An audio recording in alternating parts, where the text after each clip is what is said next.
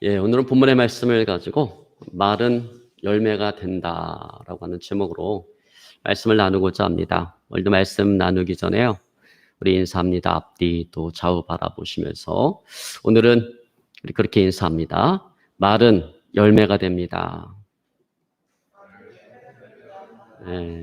우리 또 인사합니다.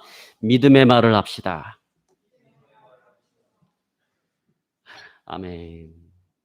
여러분, 우리가 살아가면서 내뱉은 말은 결코 헛되이 사라지지 않습니다. 여러분, 우리의 말은 반드시 어떤 형태로든 삶의 열매로 나타나게 되어 있습니다. 여러분, 그러므로 바라기는 살아가면서 항상 믿음의 말을 하시고 감사의 말을 하시기를 오늘 시간 주매로 축원합니다. 여러분, 미국 의사협회의 그 발표에 의하면 사람의 그 뇌세포의 98%가 자기가 하는 말에 지배를 받든지 아니면 다른 사람이 하는 말에 지배를 받는다라고 이야기합니다. 즉 사람의 말을 이 뇌가 이게 안에 깊이 되새겨 두었다가 자기도 모르는 사이에 내가 들은 그 말대로 반응을 하게 된다라고 하는 거예요. 그래서 여러분, 피곤하다 계속해서 이렇게 말을 하면 실제로는 피곤하지 않은데 피곤함을 느끼게 되고요.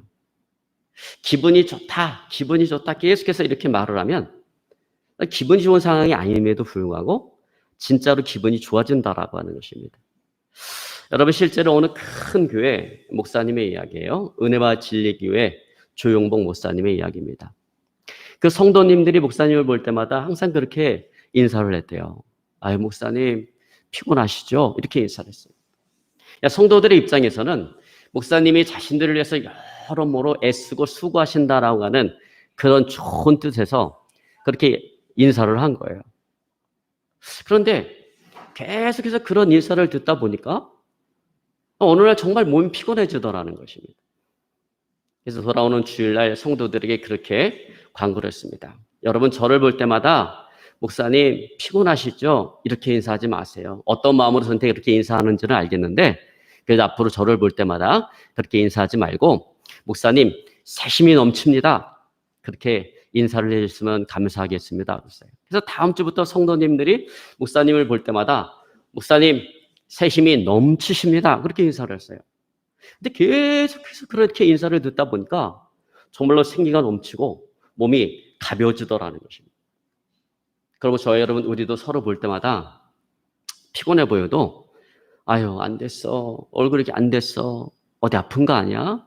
몸에 병 있는 거 아니야? 병원에 가봐야 되는 거 아니야? 여러분, 그렇게 말하지 마시고 형제님, 새심이 넘치십니다. 자매님, 새심이 넘치십니다. 여러분, 그렇게 인사하시길 바랍니다. 여러분, 그렇지 않아도 걱정스러운데 어디 병원에 가봐야 되는 거 아니야? 이러면 더 걱정이 커져요. 걱정거리만 하나 더 늘어나는 것입니다.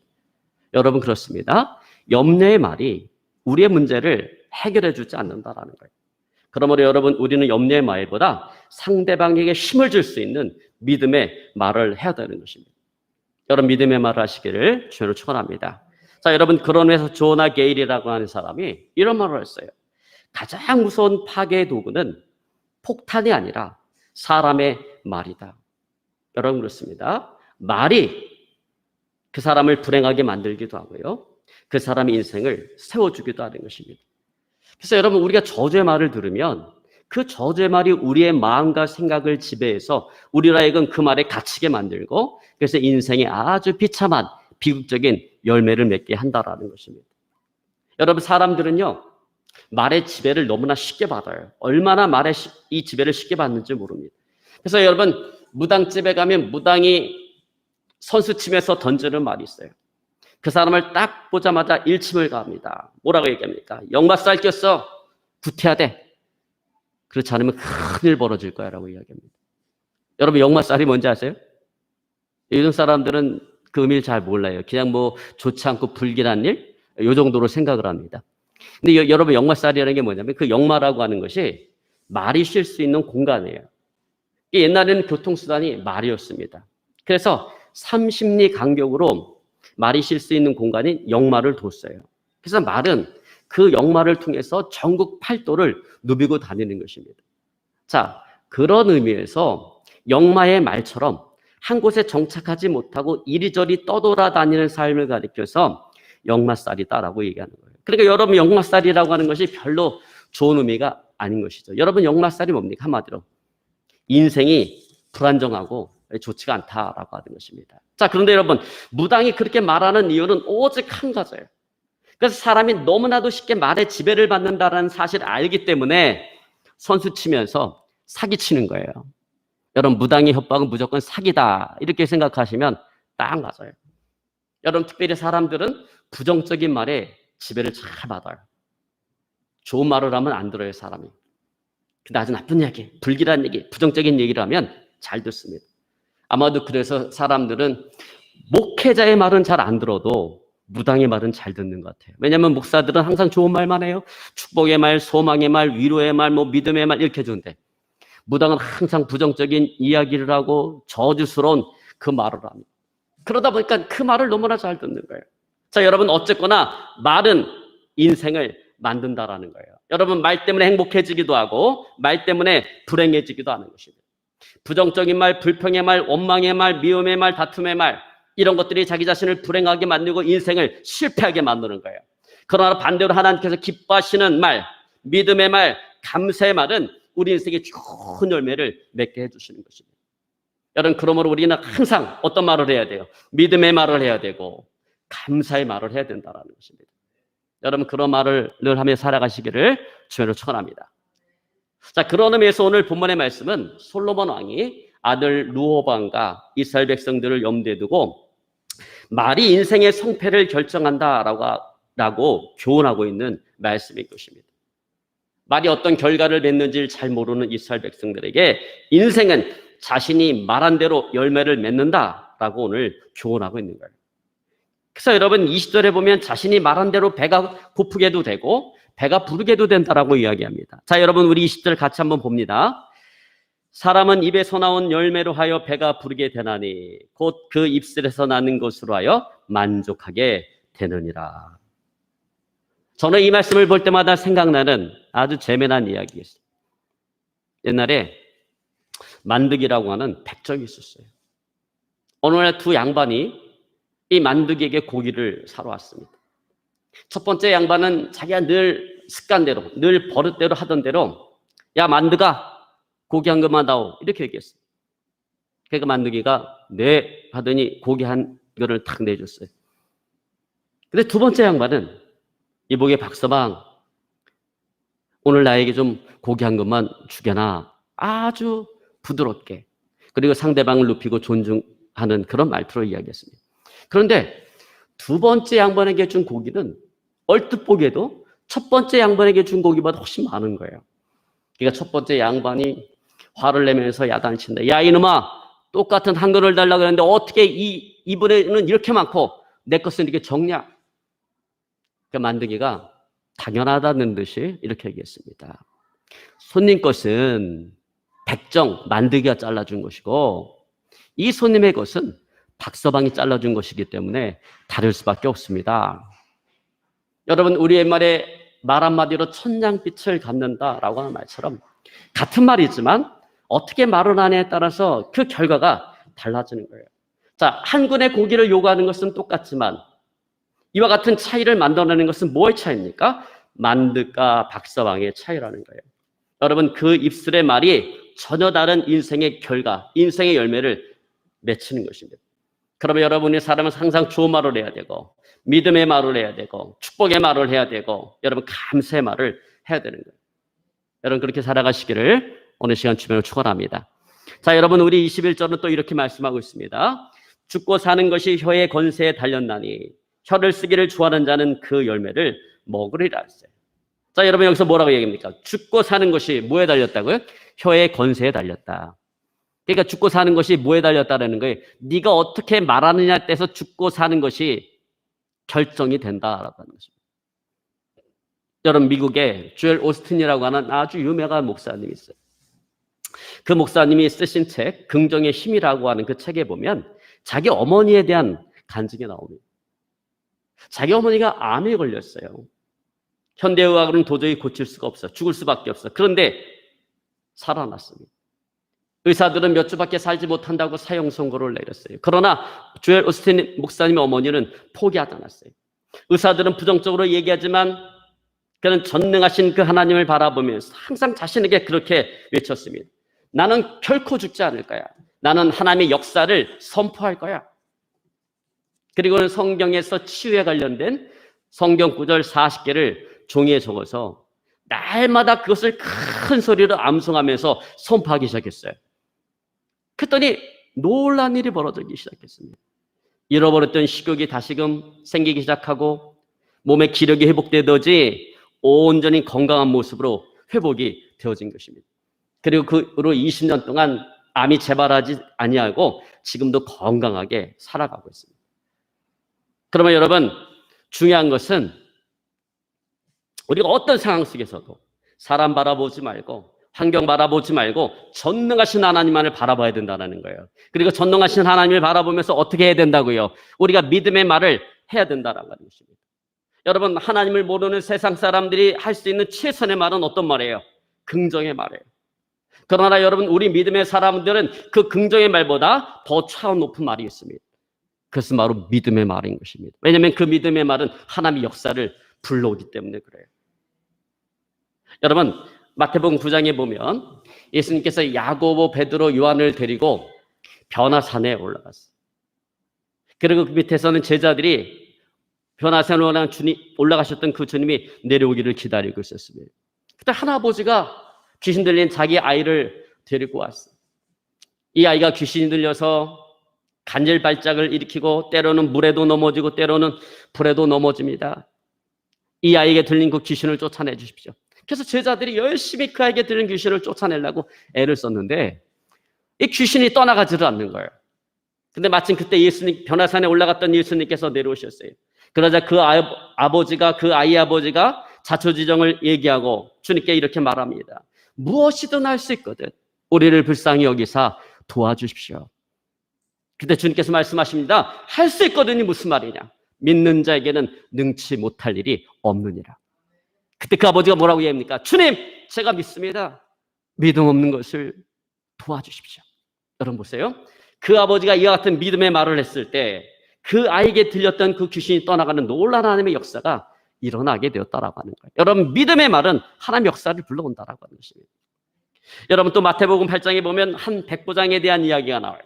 예수님께서 가버나움이라는 동네에 들어가셨는데 그때 한 백부장이 예수님께 나왔습니다. 그리고 예수님께 말합니다. 주님, 내 집에 한 아이이 중풍병에 걸려서 죽어가고 있습니다.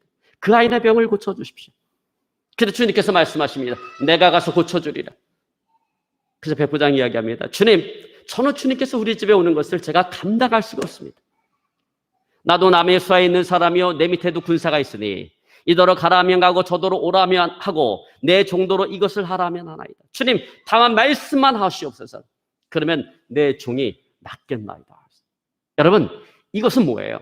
이것은 예수님의 그 권세와 능력을 인정하는 오늘 이 백부장의 신앙 고백이었던 것입니다. 믿음의 고백이었던 것입니다. 그래서 주님께서 뭐라고 말씀하십니까? 내가 이스라엘 중에 이만한 믿음을 만나보지 못하였노라. 그래서 말합니다. 가라, 내 믿는 대로 될지어다. 여러분, 그러자 그 백부장의 하인, 중풍병 걸려갔던 죽어가던 그 하인이 그 자리에서 치료가 되어져 놀라운 하나님의 역사가 일어난 거예요. 여러분, 이처럼 믿음의 말은 하나님의 역사를 불러오는 것입니다. 그러면서 저와 여러분, 우리 믿음의 사람들은요 참 복된 자들이에요. 왜? 우리는 이런 믿음의 말을 할 수 있는 자격이 있기 때문에 그렇습니다. 여러분, 세상 사람들은 믿음의 말을 할 수가 없어요. 왜? 그들은 하나님을 믿지 않기 때문에 그렇습니다.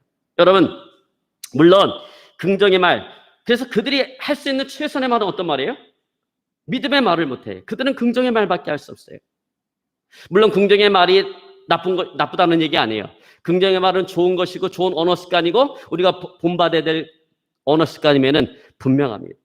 왜냐하면 긍정의 말도 우리의 인생 가운데 좋은 효과를 가져다 주기 때문에 그렇습니다. 여러분, 교육학 이론 가운데 피그말리온 효과라고 하는 것이 있어요. 여러분, 이 이론은 로젠탈이라고 하는 심리학자가 발견한 이론인데 긍정적인 말의 중요성을 증명해주는 그런 이론입니다. 로젠탈은 이 이론을 증명하기 위해서 새 학기가 시작이 되었을 때 담임 선생님에게 그 반 학생 명단을 넘겨주면서 몇 명 학생들의 그 이름에다 밑줄을 그었습니다. 그리고 담임 선생님에게 말하기를 밑줄 쳐진 이 아이들은 다른 아이들과 달리 놀라운 잠재력과 능력을 가지고 있는 아이들이니까 이 아이들에게 관심을 가져주고 이 아이들이 잘한 일이 있을 때 칭찬과 격려를 아끼지 말아 주십시오. 이렇게 부탁을 했습니다. 그 아이들에게 관심을 가지면서 아이들이 잘할 때마다 칭찬과 격려를 아끼지 않았습니다. 그렇게 1년이라는 시간이 흘러갔을 때 이 아이들은 다른 아이들과 달리 성적이 월등하고 대인관계라든지 수업을 받는 태도들이 너무나 좋아진 거예요. 그래서 담임 선생님은 그렇게 생각했습니다. 역시 우수한 아이들은 뭔가 달라도 달라. 여러분, 근데 놀라운 것은 뭐냐면 그들은 우수한 아이들이 아니었다라는 것입니다. 평범한 아이들이었다라는 거예요. 그냥 무작위로 선발된 그런 아이들이었다라는 거예요. 근데 담임 선생님이 관심을 가지고 잘할 때마다 칭찬과 격려를 아끼지 않을 때 그들은 다른 아이들과 달리 놀라운 성적을 거두게 되었다라고 하는 것입니다. 여러분, 이것이 바로 피그말리온 효과라는 거예요. 긍정의 말, 칭찬의 말을 들을 때 사람들은 변화되어지고 더 좋은 쪽으로 나가게 되어진다라고 하는 것입니다. 자, 여러분, 그런 의미에서 여러분들의 언어 습관은 어떻습니까? 여러분, 매사에 긍정적인 말을 하고 있습니까? 여러분, 다른 사람을 칭찬을 잘 하십니까? 아니면 흠집내는 말을 잘 하십니까? 자, 여러분들의 감사 생활은 어떻습니까? 여러분, 범사에 정말 감사를 하고 감사의 말을 하며 살아가고 있습니까? 자, 제가 던진 이 질문에 후한 점수를 줄 수 있다면 그 사람은 좋은 언어 습관을 가지고 있는 거예요. 그런데 이게 쉽지가 않다라는 것입니다. 여러분, 누구 칭찬하는 거 쉬울 것 같아요? 이게 쉽지 않아요.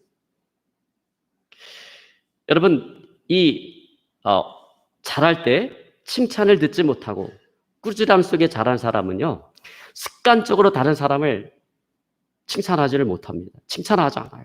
왜냐하면 누군가 칭찬을 받고 내가 누군가를 칭찬하고 또 누군가가 칭찬받는 소리를 들을 때 자기 자신은 초라하고 비참하다고 느껴지기 때문에 그래요. 그래서 칭찬의 말을 하지 않는 거예요.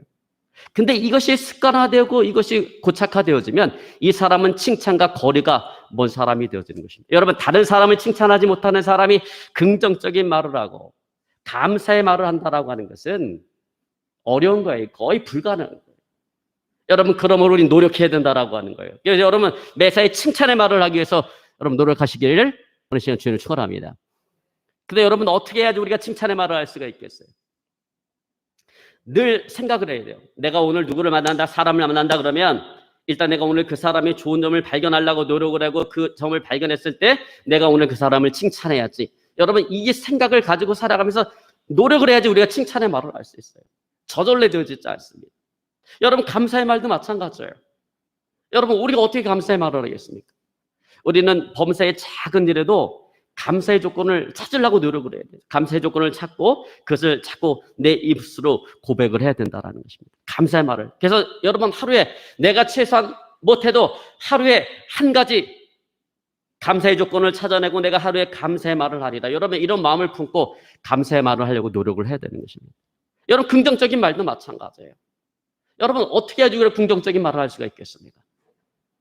어떤 일이 벌어졌을 때 그 일의 한 면만을 바라보지 말고 그 일의 다른 면을 바라보면서, 여러분, 다른 면을 바라보면 분명히 좋은 점이 있어요. 어떤 일이든 우리 인생 가운데 벌어지는 어떤 일이든지 다 나쁜 게 아니에요. 한쪽에서 나쁘지만 다른 이면으로 들여다보면 그것이 참 좋은 부분이 있다라는 거예요.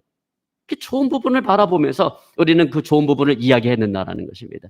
긍정적인 말을 해야 된다는 거예요. 여러분, 노력해야 된다는 것입니다. 여러분, 노력하지 않으면 우리 언어의 습관은 고쳐질 수가 없어요. 그 잘못된 언어 습관이 우리 인생을 망가뜨리는 것입니다. 그러면 여러분, 좋은 언어 습관을 가질 수 있도록 여러분 고쳐나가시기를 주님으로 축원합니다. 여러분, 그러나 또한 우리가 인정해야 될 것이 하나 있는데 그것은 뭐냐면 긍정의 말은 어디까지나 긍정의 말뿐이라는 거예요. 자, 분명 우리가 본받아야 될 언어 습관인 것은 맞지만 그러나 분명한 한계를 가지고 있다는 거예요. 그것은 그렇게 긍정의 말을 한다고 해서 그 긍정의 말이 우리의 삶 속에 하나님의 역사를 가져다 주는 것은 아니기 때문에 그래요. 여러분, 하나님의 역사는 오직 믿음의 말을 통해서 오는 것입니다. 그러면 여러분, 살아가면서 항상 긍정의 말을 하되 특별히 믿음의 말을 하시기를 오늘 시간 주님으로 축원합니다. 여러분, 긍정의 말이 어떤 게 긍정의 말이에요? 예를 들면 이런 거예요. 나는 모든 것을 할 수 있다. 좋은 말이죠. 여러분, 이런 긍정의 말을 하면 어떻게 됩니까? 자신감이 생겨요. 그러나 여러분, 자신감은 생기는데 하나님의 역사를 불러오지는 않는다라고 하는 것입니다. 때로는요, 자기 자신에 대한 긍정이 너무 지나치다 보면 패망의 선봉인 교만으로 빠질 수도 있다라고 하는 거예요. 자, 여러분, 그러나 믿음의 말은 어떻게 얘기합니까? 나는 모든 것을 할 수 있다 이렇게 얘기하지 않아요. 믿음의 말은 어떻게 합니까? 나는 내게 능력 주시는 자 안에서 모든 것을 할 수 있다라고 말을 합니다. 여러분, 이 말은 하나님에 대한 믿음으로 충만하게 만들어주고 하나님을 의지하게 만들어주고 겸손하게 만들어주는 거예요. 여러분, 그래서 하나님의 역사를 불러오는 것입니다. 여러분, 그러므로 우리 믿음의 사람들은 항상 믿음의 말을 해야 돼요. 여러분, 믿음의 말을 하시기를 주님으로 축원합니다. 저는 성경의 인물 가운데 대표적인 믿음의 말을 한 사람으로 누굴 꼽고 싶냐면 다윗을 꼽고 싶어요. 여러분, 다윗의 그 시편 23편을 그 23편은요, 다윗의 인생 가운데 가장 힘들고 어려웠던 고난의 때에 다윗의 고백이 시편 23편입니다.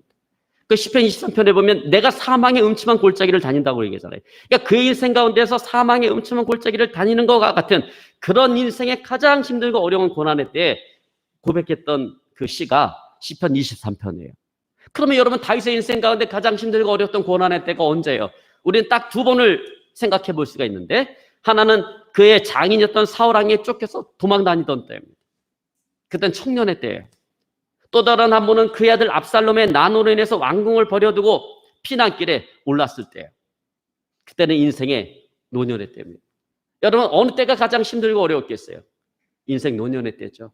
왜? 인생의 가장 편안함을 추구할 그 나이에 왕궁을 버려두고 언제 잡힐지 모른다는 그 두려움에 새우잠을 자가면서 그 거친 들판에서 거친 음식을 먹고 살아가야 되는 그 때가 다윗에게서는 가장 힘들고 어려운 고난의 때였다라는 거예요. 그런데 여러분, 그때 다윗이 뭐라고 고백합니까? 여호와는 나의 목자시니 내가 부족함이 없으리로다라고 얘기해요. 여러분 보세요. 다윗이 부족함이 없어요. 지금 부족한 것 투성이죠. 잠도 제대로 못 잤어요. 잠자리는 그 잠자리도 불편해요. 먹는 음식도 거칠고 먹는 음식도 부족해요. 다 부족해요.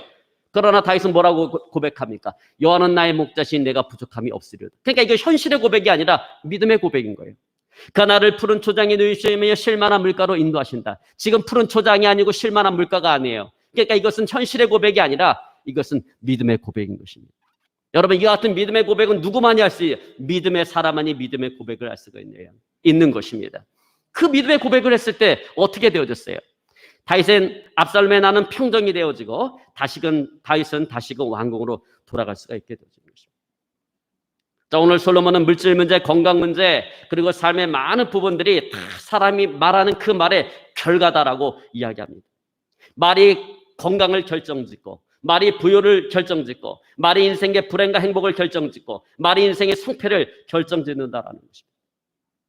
그러게 베드로 사도는 베드로전서 3장 10절에 이렇게 말합니다. 생명을 사랑하고 좋은 날 보기를 원하는 자는 혀를 금하여 악한 말을 그치라라고 얘기합니다. 또 민수기 14장 28절을 말합니다. 여호와의 말씀에 내 삶을 두고 맹세하노니 너희 말이 내 귀에 들린 대로 내가 너희에게 행하리라. 여러분, 그러므로 우리가 아무리 힘들고 어려워도 부정의 말, 원망의 말, 불평의 말, 미움의 말, 다툼의 말, 원망의 말, 저주의 말, 이런 말들을 하지 말아야 된다는 거예요. 이런 말 버리시기를 바랍니다. 오히려 힘들고 어려울수록 어떤 얘기를 합니까? 어떤 말을 해야 됩니까? 믿음의 말을 해야 되고 감사의 말을 해야 되는 것입니다. 왜냐하면 하나님은 우리의 어려운 형편과 처지를 보고 역사하는 것이 아니라 우리의 믿음의 말을 통해서, 우리의 감사의 말을 통해서 역사하시는 하나님이시기 때문에 그렇습니다. 이제 말씀을 정리하기 원합니다. 여러분, 우리 입술의 말은 어떤 형태로든지 반드시 우리 삶의 열매로 나타나게 되어졌다는 거예요. 아무리 힘들고 어려운 상황 가운데 놓여져 있다 할지라도 부정적인 말, 원망의 말, 불평의 말, 미움의 말, 다툼의 말, 저주의 말을 버리고 그 힘들고 어려운 상황 속에 오히려 믿음의 말, 감사의 마음을 함으로 하나님의 역사를 체험하고 하나님께서 약속하신 그 복을 받아 누리시는 저와 여러분의 삶이 되어질 수 있기를 오늘 시간 주의 이름으로 축원합니다. 오늘 시간 말씀 붙잡고요, 간절히 우리 하나님 앞에 기도하기 원합니다. 하나님,